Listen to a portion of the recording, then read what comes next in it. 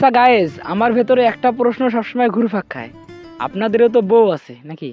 আপনাদেরও বউ আছে, আপনাদেরও স্বামী আছে।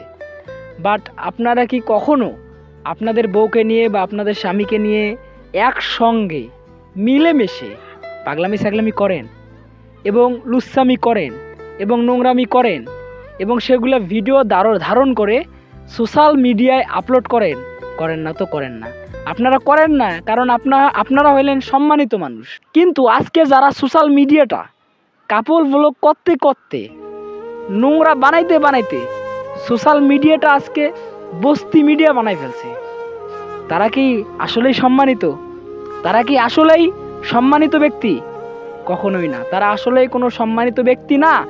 কারণ তারা তাদের বউকে দিয়ে পাগলামি ছাগলামি করে, তাদের বউকে দিয়ে নোংরামি করে, তাদের বউকে দিয়ে বিজনেস করায় লক্ষ লক্ষ টাকা ইনকাম করে নিচ্ছে। ওরা সোশ্যাল মিডিয়ায় তার বউকে দিয়ে যেভাবে নোংরামি করে, তাদের বউয়ের চাইতে ওইখানকার যে 200 300 400 500 দিয়ে যে দেখ অফলাইনে যে আছে না, ওদের তো মূল্য অনেক বেশি আছে।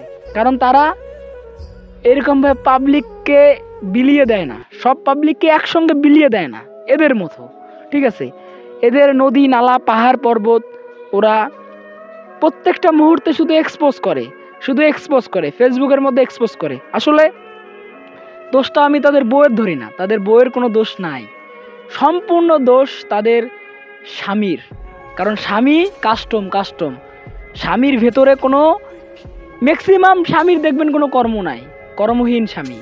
তারা তাদের বউকে দিয়ে বিজনেস করায়, তারা ভিডিও করলে ভিউজ হবে না, তাদের বউকে দিয়ে ভিডিও করলে ভিউজ হবে, তাই ওরা তাদের বউকে দিয়ে বিজনেস করায়, পাগলামি ছাগলামি করায়, নোংরামি করায় এবং প্রতিনিয়ত ওরা সফল বিজনেসে পরিণত হচ্ছে। তাই বলতেছি ভাই ব্রাদার, আপনারা যারা নোংরামি করে কাপল ব্লগ করে ভিডিও করতেছেন, তারা সবাই এগুলো বাদ দিয়ে দেন।